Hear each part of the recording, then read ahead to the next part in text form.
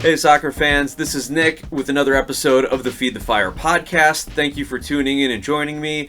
We have an absolute feast of MLS and soccer news for you today as we kick off the Thanksgiving holiday. I want to wish all of you a happy Thanksgiving. Thank you for taking a little time throughout your busy holiday and family and eating schedule to tune into the show. Please make sure you share the show with everyone. If you hate the show, share it with your in-laws. If you love the show, share it with your friends and family. I'm really looking forward to growing this, especially in the off season. I've been putting out new YouTube shorts every single morning, and hopefully we can expand into some new content throughout this off season as well. But we have some Chicago Fire news that we're going to get into. First of all, there are rumors about a certain defender. We're going to talk about that in a second, but we've got some new additional roster moves that the Chicago Fire have announced today, Wednesday the 27th. The Fire have exercised the 2025 contract option for goalkeeper Brian Dowd. I think that's expected. There's no reason they're going to go out and draft a guy like that just to cut him loose this season later. Brian Dowd, the Willow Springs, Illinois native, was selected as the number 6 overall pick in the 2024 Super Draft and signed by the Fire on January 15th, being drafted out of Notre Dame. Dowd was loaned to MLS Next Pro side Huntsville City FC in June 2024, where he started all 7 matches in which he played and registered one of the team's 2 clean sheets on the season. So some good news there for Brian Dowd, getting some experience in MLS Next Pro with Nashville's team down there, and hopefully he can keep himself in the mix to eventually move up into the first team, whether it be in a backup role behind Chris Brady or third keeper role as well. But the pipeline of Chicago Fire goalkeepers continues.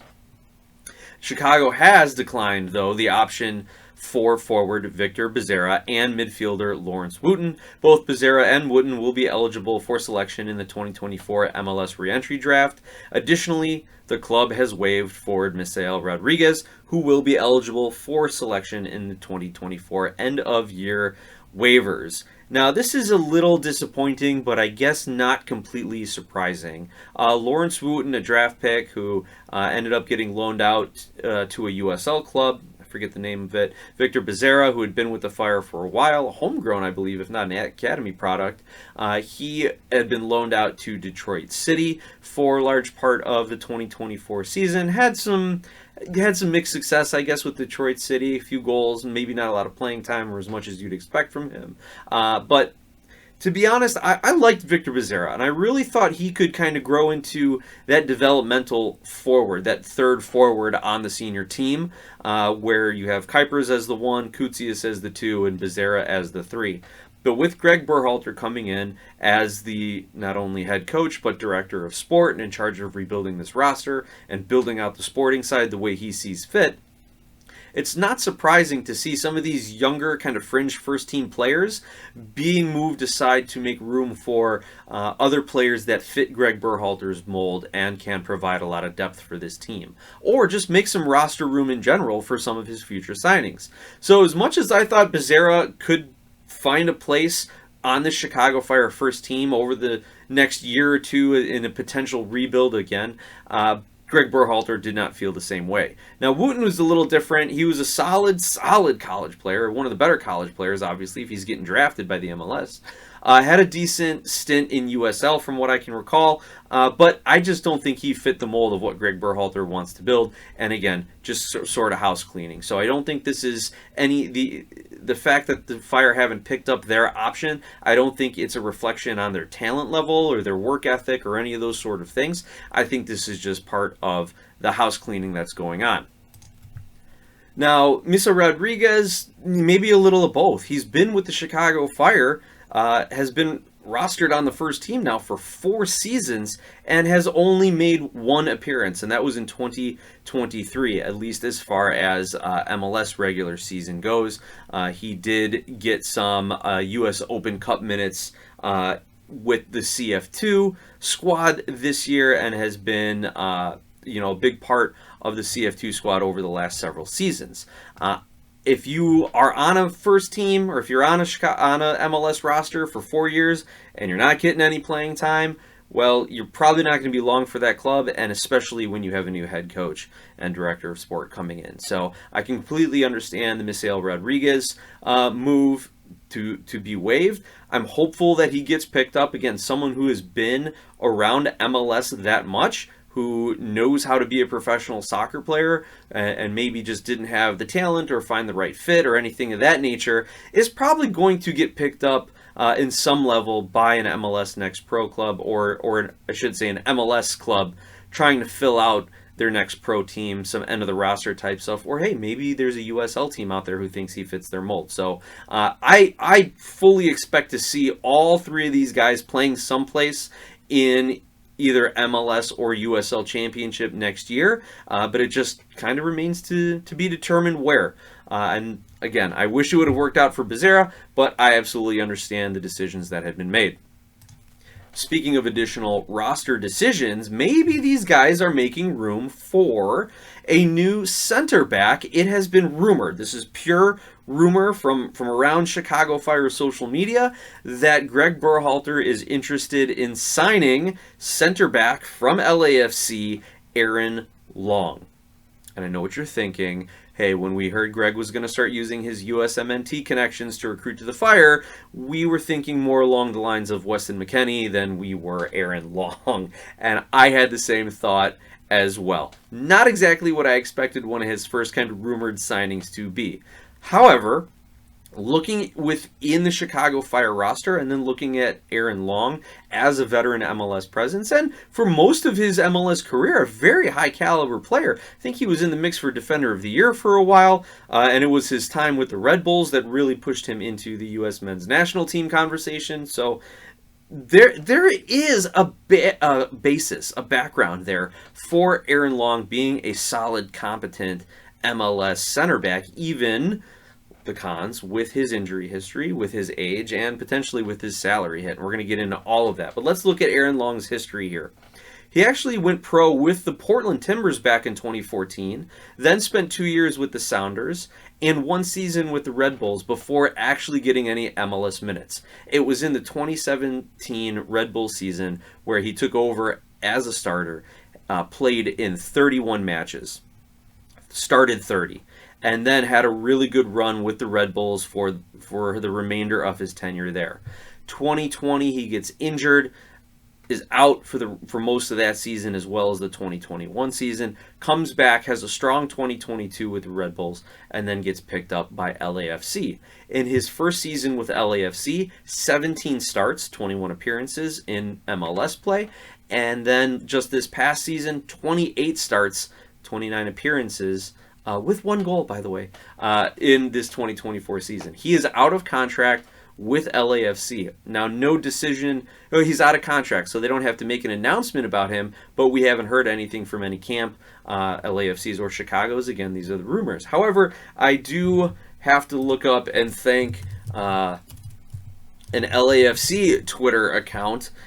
As you know, I've been putting out these YouTube shorts. This morning, I put out one of the shorts on what's going on with Aaron Long and those rumors and speculation. So thank you to @LAFC_X for retweeting out my MLS short and sparking a little bit of a conversation over on their Twitter page with none other than Max Bredos jumping in as well. So thanks again, LAFCX, for the shout and getting the conversation really going with the LA side of things.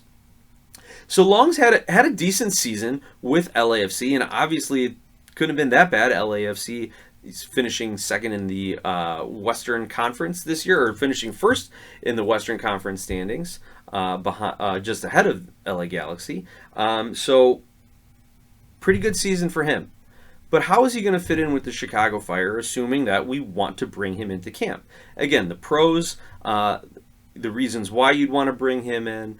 He knows Berhalter, he knows Acosta, he knows the style of play, MLS veteran, locker room guy, and by that I mean kind of got a little bit of that leadership about him at this point in his career, not maybe like the personable locker room guy. I haven't heard anything like that, but he can provide leadership. He knows the system, MLS vet, all that great stuff. You know, championship caliber, MLS kind of type of player. or I should say, some people are going to rip on that and say, no, he's not championship caliber, blah, blah. But he's been on some really, really, really good MLS teams. Okay, that hedging my bets, clarifying everything, being the lawyer, saying, well, it depends. The flip side to all of that is, yeah, he did have that injury in 2020 and kind of slowed him down a step, never fully recovered from that to get to that Red Bull peak form that he was in. He is 31, 32 years old at this point. I think he just turned 32.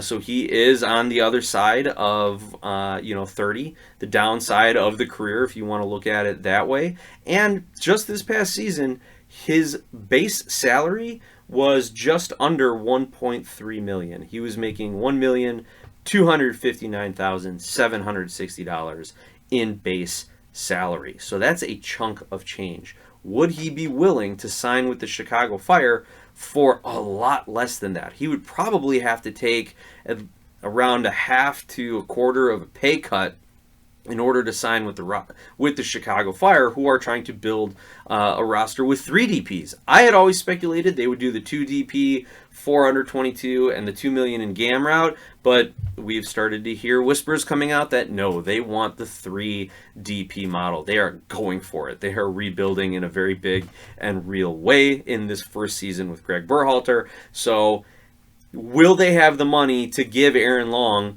around $1 million, around $800,000 even? So that's one thing to keep an eye on, why they may not want to sign him and may just be rumor after all. But if they do, Aaron Long would likely be an upgrade to the Chicago Fire. If you go over to the website fbref.com, you're able to compare players statistically here.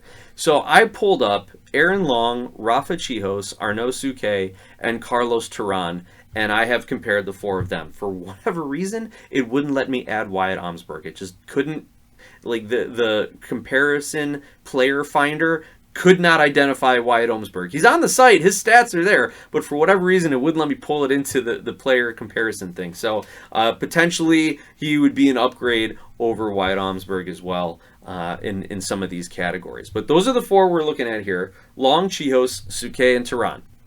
Now, if we're looking at the basic statistics, right? Last season, Aaron Long had 28 starts. Chihos had 26, Souquet 21, Turan 14 starts. Injury there. So Aaron Long, most starts out of any of these players. If you want to look at him from an offensive perspective, but he's a center back, so we're not going to spend too much time looking on offense. As far as getting shots off, Long ended up with 8 shots last season, same as Carlos Turan, and Chihos and Souquet each had 12 shots. So not getting into the offense. That's Aaron Long in a 34-game regular season, 8 shots, every 4 games he gets up there. But we know Chihos was an option for the Chicago Fire on set pieces, so maybe Aaron Long could be that as well. Passing. Center backs have to pass. In this league, and especially in a Gregg Berhalter system, center backs have to be excellent distributors of the ball. And for these 4 players, Aaron Long had the highest completion percentage of any of the 4. He had an 89.7% completion percentage last season. Chihos 85.1, Turan 82.7, and Souquet 81.7. So I know Souquet was pushing a lot higher, playing on the wing sometimes, playing on the outside, and was trying to play the ball probably into more dangerous areas where defenders are more likely to intercept it or pick off the pass. So that could account for him having a bit of a lower percentage of pass completion than Aaron Long. But the fact remains, Long attempted about 1,400 passes to Souquet's, say, 1,300. Chihos did attempt about 100 more passes than Long did, about 1,500 passes that season. So Long, we have a good sample size here in order to discuss. Now, if you want to look at progressive passing, Chihos blows all these guys out of the water with just pure distance on his passes. He had like 1,000 more yards than Aaron Long in total distance and in progressive distance, meaning progressive distance being towards the opponent's goal, and then just total distance meaning passes in any direction. Here's where Aaron Long stands out among this group, though. His short passing percentage completion, 94%. His medium range passing completion, 95%. So he is much higher by several percentage points than the other defenders. So he would be a upgrade to that short passing game that Gregg Berhalter might want to implement. However, if you want to look at long balls, no pun intended, he is a few percentage points behind Chihos in accuracy and about the same with Turan in accuracy. Arnaud-Suquet, 43% the worst. Chihos with about 60% the best. Aaron Long, 57%. So that is where Aaron Long has struggled at times with the long ball. And he attempted far fewer long ball passes than the other current Chicago Fire defenders. Aaron Long, no assists on the season. The other three had at least one assist, Chihos with 2. So that is where we are starting to see a little bit of a style difference in the current Chicago Fire defenders and why maybe Aaron Long is a better fit for how Berhalter wants to play. If you want to look at, again, some attacking type of numbers, some offensive numbers, look at shot creating actions. Those are the 2 offensive actions directly leading to a shot, such as passes, take-ons, and drawing fouls. And for FBref, a single player can receive credit for multiple actions, and the shot taker can also receive credit, right? You beat a defender, you get a shot off, then you have a shot-creating action. If you play the pass that gives the assist, shot-creating action, right? So those are the kind of things that are being measured here. Aaron Long, lowest of the shot-creating actions of the 4 players we're looking at. 9 shot-creating actions. Suquet had the most with 30. Again, he was playing a lot further up the field, getting into that attacking role. But Chihos, 26 shot-creating actions, and Carlos Turan, 19. And remember, Carlos Turan played about half as many games, if not less, than Aaron Long in 2024. So that is something that Aaron Long does not bring, is his offensive prowess. He will be staying, he'll be sitting back as that center back, holding things down along the back line. He also did not have as many tackles. However, he did have a decent tackle percentage. What's wild here, if you look at tackle percentage, successful tackles versus attempts, very basic formula here. Carlos Turan had an 82% successful tackle percentage, whereas the other 3 players were between 60 and 66%. So that is just wild for me to think that Turan is just coming in and winning the ball as much as any other probably MLS defender there. If you're looking at possession numbers, how many touches are these players getting? Aaron Long is the second highest on our list with the most touches. Chihos had about 1,700 touches. Aaron Long about 1,600 touches. Arnaud-Suquet 1,500. Carlos Turan around 1,000. Give or take a handful here. So Aaron Long was involved in his team's buildup and possession. However, if you want to look at him dribbling the ball forward, carries and those sort of things, he only had 5 successful take-ons on 5 attempts throughout the course of last season. A take on, obviously trying to dribble around an opposing player. So he also falls short of Chihos as far as carries, as far as total distance covered while dribbling, as far as progressive distance covered while dribbling, again, dribbling towards the opposing goal. So you will be losing some of Chihos's offensive ability, or maybe not offensive ability, but the ability to kind of counterattack and push the ball forward a little bit. Assuming, again, Long is coming in as that Chihos replacement. Chihos, as we know, out of contract, not renewed, and will be eligible for the re-entry draft, I believe.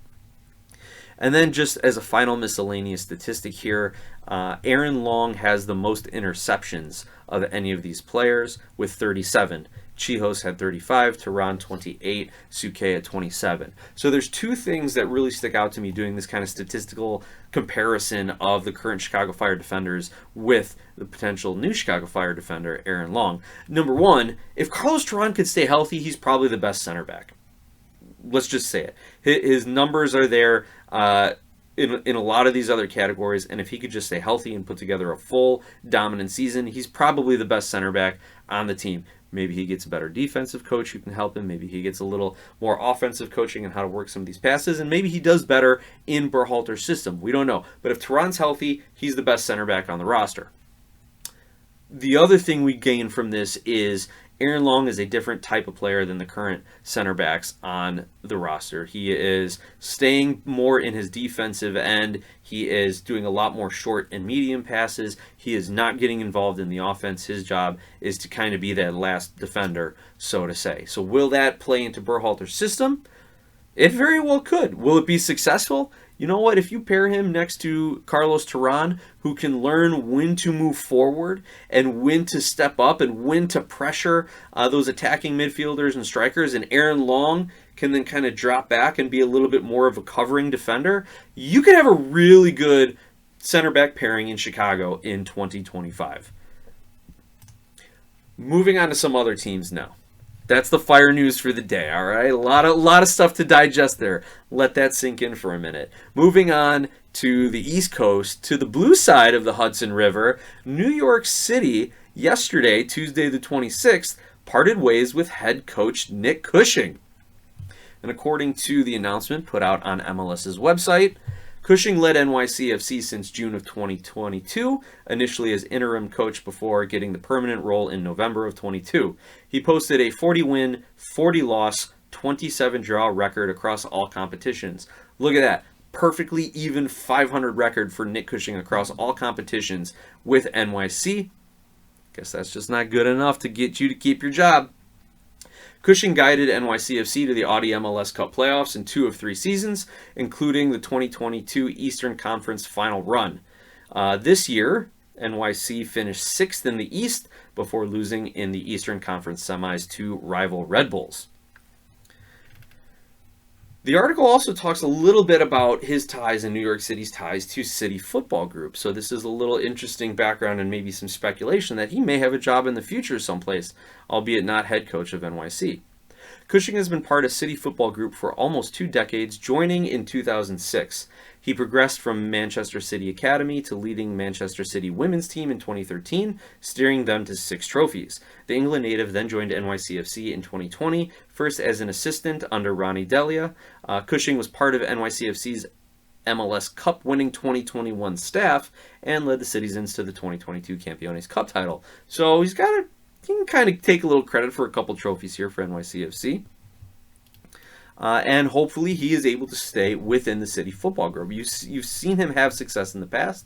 And hey, maybe with all the drama going on with Manchester City, the jewel of City Football Group, and everything going on with Pep Guardiola, maybe, I'm not saying Cushing is going to go take over Pep's job, but maybe there is some movement to be had back to England in a support role or an assistant coaching role or something like that. So that is what is going on with some of the other coaching. Rolling around MLS here, we have started seeing some other roster moves. So going to MLS's transfer tracker here, the big news to come out recently is that Luis Suarez will be back with the Herons in 2025. The club has signed him to a contract extension through the 2025 MLS season.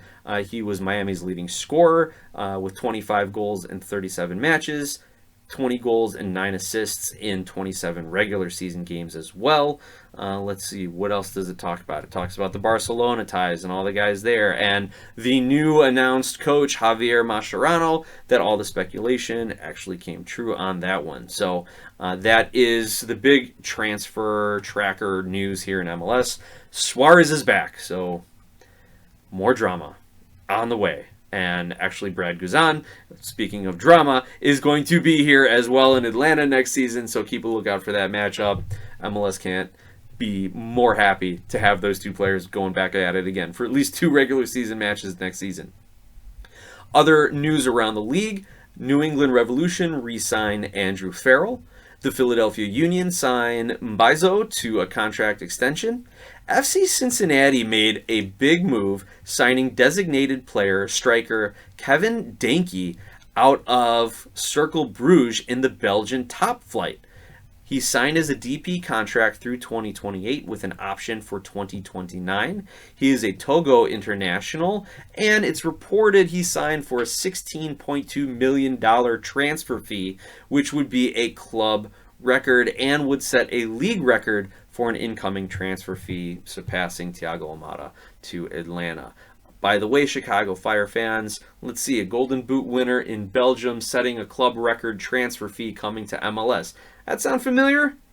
Yeah, Cincinnati could have a star striker on their hands if he follows in Hugo Kuipers, and if Cincinnati gets him the service that Hugo Kuipers was lacking here in Chicago. That'll be a couple of great games next season in the Eastern Conference, Chicago-Cincinnati.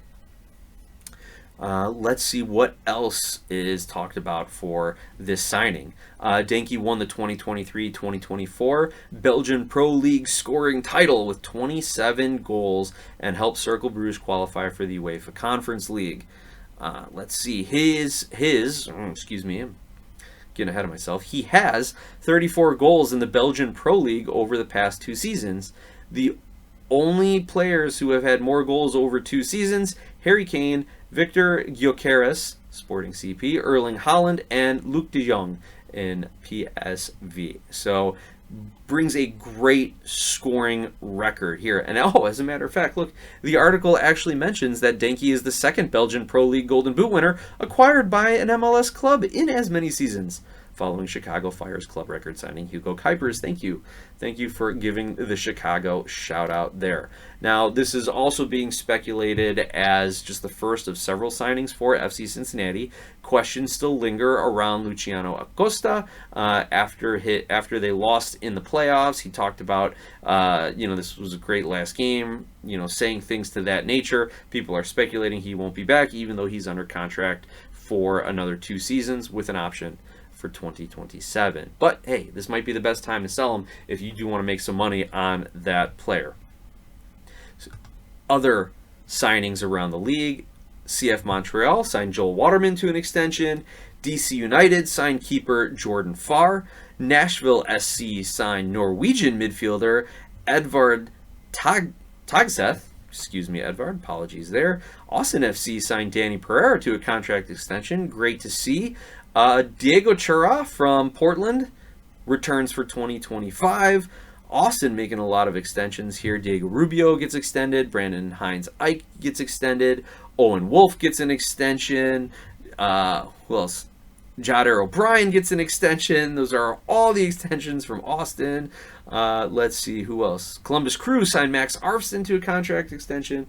Go take a look at everything as far as player movement on the MLS website Transfer Tracker. The one other thing that's not on there, people were sharing pictures on Chicago social media about Sebastian Berhalter getting some training in Chicago. And on the one hand, he could just be here for the holidays. On the other hand, maybe Greg also is trying to bring his son over, because who wouldn't want to coach their son? I definitely do, and I love it, and it's a great thing to do every day to see him grow and develop and have that kind of time with him. So I hope to continue coaching my sons for as long as he'll have me. I want to end today's show with some other USMNT news, and it's really more entertainment news than it is soccer news. Paramount Plus it will be premiering a docuseries on Christian Pulisic, set to premiere on December 9th. You can go find the trailer. It's out on YouTube. And here's what's great about it. Just all the different people that are in this documentary series on Christian Pulisic. And it says the series looks back at the life and career of Pulisic from his beginnings in Hershey, Pennsylvania, to European standout and American hero, from representing the men's national team to suiting up for AC Milan against the game's biggest stars. Pulisic's stardom is reaching new heights both on and off the pitch. And who else but these great soccer personalities could they find to get in here? They have Clint Dempsey, Zlatan Ibrahimovic, Jurgen Klopp, Weston McKennie, Olivier Giroud, Jurgen Klinsmann, Christian Vieri, Fabrizio Romano, Kate Scott, and just a whole host of others making appearances throughout the docuseries. So make sure, if you don't have Paramount Plus, try and go borrow someone's login. December 9th, we've got the docuseries premiering of Christian Pulisic. Well, that's it for me. Again, happy Thanksgiving to all of you who are out there. I really hope that you realize just how thankful you are that for all the blessings that you have in your life, whether they be many, whether they be few. I really hope that you do find a reason to give thanks this week and to spend some time with friends, family, loved ones, close ones. And if not, if you don't have that opportunity, email me. I'll shoot you back. glasshousesoccer@gmail.com. Happy to always have a conversation. Like, subscribe, share, review, do all that great stuff to help drive up the numbers online. And as always, let's go Fire.